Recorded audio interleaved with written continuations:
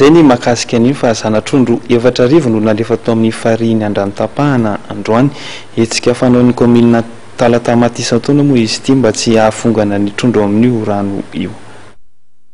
Tony isa-taona dia mandefa zanatrondro ao amin'ny farihy Andrantapahana ny commune Talatamaty. Etsika atao indrindra anampiana ireo mponina mivelona amin'ny jono ao atoerany izay ao anatin'ny fikambanana antsoina hoe faniliny marovatana.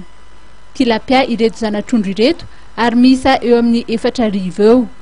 Mba ahafahan'ny trondro ao Andrantapahana mitombo ihany koa dia misy ny fanaraha-maso ataon'ny commune arak'izao ambaran'ny ben'ny tanàna Rado Razavindratsimba azy zao. Ndraikitra raisin'ny commune amin'ny fanatanterahana reny fitsipika izay mifehy ny resaky fanjonona ety ireny. Betsaka tokoa ny mpanjono ety amin'ny faritra Andrantapahana ary tsy voatery ny commune Talatamaty ihany fa hatrany amin'ny commune manodidina Bedabe Makety. Fa izay zany mandavan-taona dia tsy sasatra ny mampatsiahy ny lalàna samihafa mifehy zany jono zany ary koa rehefa mahazo ny mpandaram-potoana na ny calendrier avy any amin'ny ministera misahana an'izany izay amin'ny fikatoana ny jono dia efa mampalala meloa amin'ny hoe tsy tokony misy tsony ny fanjonona amin'ny vanim-potoana izao satria amintsika mitindro ny fanatodizan'ny trondro zany.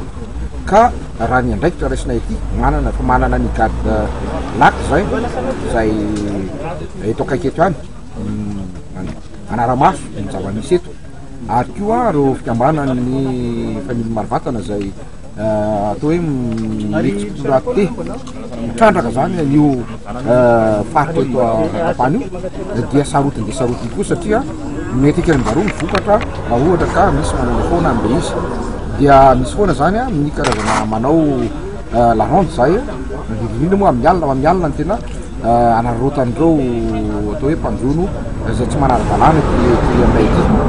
Ankoatr'izay dia mihidy avokoa ireo lakan'ny mpanjono ao atoerana ankehitriny mandra-pahatonga ny 15 Desambra fotoana fisokafan'ny jono indray. Tonga nanotrona izao etsika fandefasana zanatrondro izao ny ministeran'ny arena anaty rano sy ny jono notarihan'ny sekretera jeneraly izay nanolotra 2 hetsy ariary tamin'ny filohan'ny fikambanana faniliny marovatana ho fanohanana ihany koa ireo mpanjono.